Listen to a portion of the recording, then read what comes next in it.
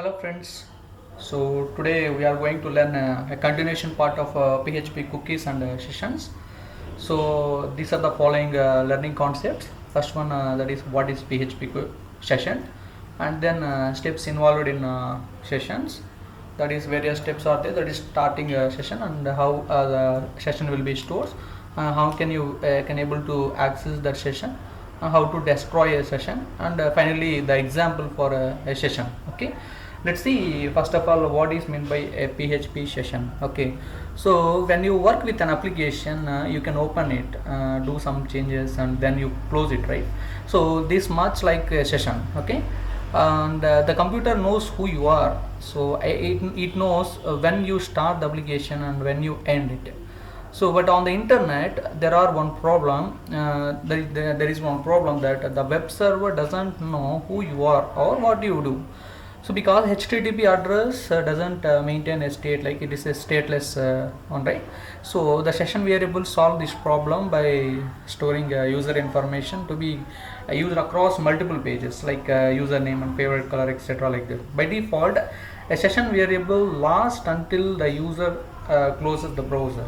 Okay, so here the session variables hold information about one single user and are available to all pages in one application. Okay, so let's see a simple in a meaningful way that a PHP session is a technique is widely used in shopping websites, where we need to store and pass a cart information, like example of a username, okay, and product code and product name, and one more thing, like you can have like product price, etc. from one page to another page. Okay, and a PHP session creates a unique user ID for each browser to recognize the user and avoid a conflict between multiple browsers. Okay, so in general a session refers to a frame of communication between two medium. So that's the client and server, like that you can able to consider like that. And it's a session is used to store a data on a server rather than a computer of the user. The session identifiers, or SID, session identifiers, is a unique number which is used to identify every user in a session based on the environment. And the session ID is used to link the user with his information on the server, like posts, emails, like that. Okay, there are many more, and we'll see another slide which it how our sessions how this particular diagram will affect with a session. Okay, how the diagram will shows like a session creates a file in a temporary directory on a server where registered with the session variables, and here their values are stored, and this data will be available to all the pages of a site during that visit. Okay, so the location of a temporary file is determined by settings in a php.ini file, that is initializing in file. You can call it as like that, php initialization file, that or configuration file. We can also call it as session save underscore path, which it has by file name. Okay, before using any session variable, make sure you have to set up this path. Okay, see here, when a session is started, the following things will happen. Okay, first it creates a different it create a unique identifier for that particular session, which it is a random string of 32 hexadecimal numbers, such as a 3 2 like that. You can have like 3C7F0, like that. You can have a number which it is in hexadecimal, 32-bit hexadecimal format. And a cookie called PHP session ID is automatically sent to the user's computer, so to store unique session identification for a string. Okay, and a file is automatically created on the server in the designated temporary directory, and bears with the name of the unique identifier fixed by session underscore IE underscore session underscore the 32 characters. Okay, so like that you'll have. And when a PHP script wants to retrieve the value from a session variable, the PHP automatically gets the unique session identifier string from the PHP session cookie, and then looks the temporary directory for the file bearing that name, and validation can be done by comparing both the values, and session ends when the user closes the browser, okay, or after leaving the site. The server will terminate the session after a predefined period of time. Okay, simple thing. So first of all, consider like one website is there, either facebook.com.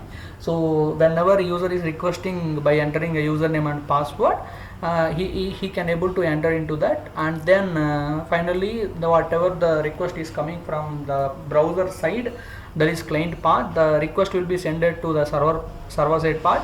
At server side, it will create a unique session ID. It will create unique session ID for that request with 32 hexadecimal value with the single user, and then it sends here it sends one ID for that person, the same that, and if he is sending another request, so which it adds the session, like it creates, if he is requesting another like that, it creates a server side, it creates another unique ID for that second person. Okay, if the same person is requesting the things, the same ID will refers for entire the session. Okay, if another person is requesting, then for another person it will create another hexadecimal number. That means it is a unique one. So for example, A and B, here consider like A person and B person. Okay, A person is requesting something, and the server side it will create one session ID for A person. Okay, and 3C70 like that continuation. Okay, if B is requesting something, and for that B, the server will identify, though he is a second person, so I want to create a unique ID for them, so it creates a new ID like 4C8F0 like that. Okay, so this session ID is nothing but it's a random string of 32 hexadecimal based on the system. It automatically generates for each and every different users. So one thing you have to remember that if you open a browser and if you log into Facebook, if a person is open a browser and he log in into that, and he did some modification, he did some changes, and if he closes the browser, the first person, that is a person, if he closes the browser, the entire session will be destroyed. Okay, and after some time, after one day, if B wants to log in into that, B can open he can able to open browser, and he can able to log in into that, and for that B person, the server will create another session and for them, and then finally if he closes the browser, the session will be terminated. So like that, for each and every user it creates one session ID for the persons. Okay, let's see. See here, just now I given information. A session creates a file in a temporary directory on a server side, which it is where registered session variable and their values. Okay, so on so person is registered, and those so on so values are these like that. It can able to store in a server temporary directory. Okay, so this data will be available all the pages on the sites during the visit. So if he is modifying, if he is settings, if he is doing settings, or if he wants to communicate with your friends, or if he want to chat with that another person, or if he want to upload a picture, entire changes can be did in only one facebook.com, right? So entire session for each and every pages, the session will be applicable. Okay, if he closes the browser or if he terminates, then only at that time the session will be lost. Okay, and we'll go for other things that below there are steps, different steps involved in PHP session. That is, first one is starting a PHP session. We'll see how the session will be started and how it will access and stores. Okay, by practically we will learn that. Okay, the first step is to start up a session. That is, after a session is started, a session variable can be created to store information. Okay, the PHP session starts the function, that is a PHP underscore start function is used to begin a new session. It also creates a new session ID for the user. Okay, so now here it below code that is used to start a session, new session, right? So which it can able to start one session. So whatever the PHP code you are writing related to session, then you have to put that PHP code on top of HTML only, but not in the middle of HTML. That is not applicable. I mean, that is not suits for that application. Why? Because if the session is starts, then only whatever the controls, whatever the actions will be there, that can be continuous. Okay, without starting the session, how the controls will be continuous? So you have to place the session part, that is PHP code part, on top of HTML. Okay, and let's how to store session data. I will see that a session data is a key value pairs, like a key value pair, that's a variable value like that. A key value pair using the session $_session is a super global array which can able to use it to store the session values, and the stored data can be accessed during the lifetime of a session. Okay, so below the code, that is a PHP code to store a session with two sessions, like with this one variable that is called a roll number, and another session variable that is called a name. So here just now we observed that how the session will be start means session_start is a function which can able to start the session. And how can you store the session values means by calling or by writing that a key value pair by using a super global array, that is $_session. In that that is in flower bracket, there you have to use like in a normal brackets, like you have to pass the values like a session name, so roll number, that is session name, and name is another session variable name. Okay, and then you have to pass a value, like here itself you can pass a value like 11 and a j like that. Okay, so this is how you can able to store your session data. Okay, let's see another point, that is how to access a session data.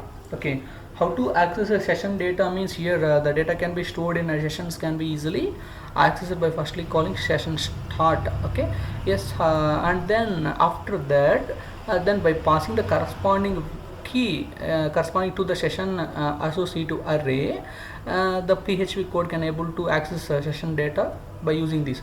See here, just now we observe how to create a session_start, how to store a values by using $_session array, and here you have to pass session name and values, and how to access that. So how to access that is nothing but you have to check the corresponding key to a associative array, that is called a $_session brackets name, and another one is roll number. That is how you have to access a session data. Okay, and let's see last one, that is destroying certain session data. We'll see that also, then we'll go for a practical part that's easy to understand. Okay, how to destroy a session, like we can have like delete only certain session data. You can able to use that unset feature can be used to with the corresponding session variable and a session associative array.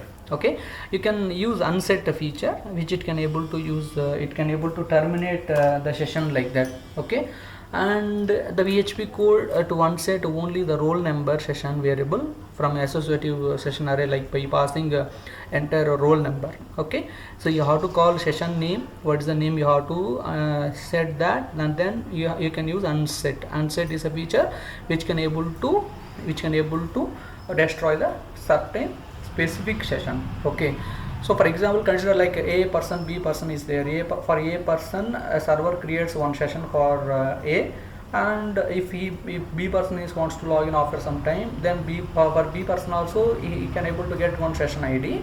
So if you want to terminate only A person, then you have to pass session variable for A related. Okay, sir, I don't know how many sessions are there, but I want to check how many sessions are there. Then you can use like one function that is called print_array. I mean print_r. Print_r is used to check all the sessions available in a server. Okay, and one more thing is there, that you can able to destroy complete session by using session_destroy function. Okay, session_destroy function, you can able to use session_destroy function. It can use it to completely destroy entire session. Okay, so it does not require any argument at all. Here unset feature, which it requires an argument that which session you want to close. Okay, for session_destroy function, it does not require any argument to destroy to particular session like that.